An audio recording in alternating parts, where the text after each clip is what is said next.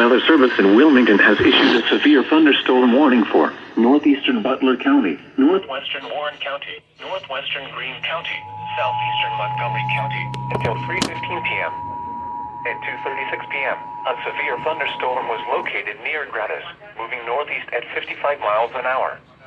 Hazard, 60 miles an hour wind gusts and quarter-size hail. Source, radar indicated.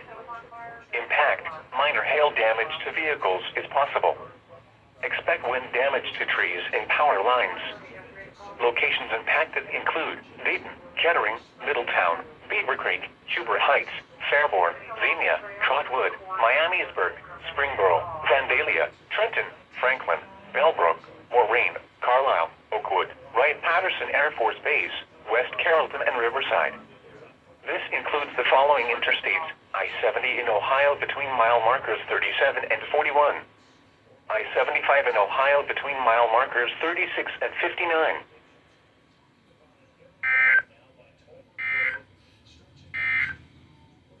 A tornado warning remains in effect until 2:45 p.m. for southeastern Preble and northeastern Butler counties.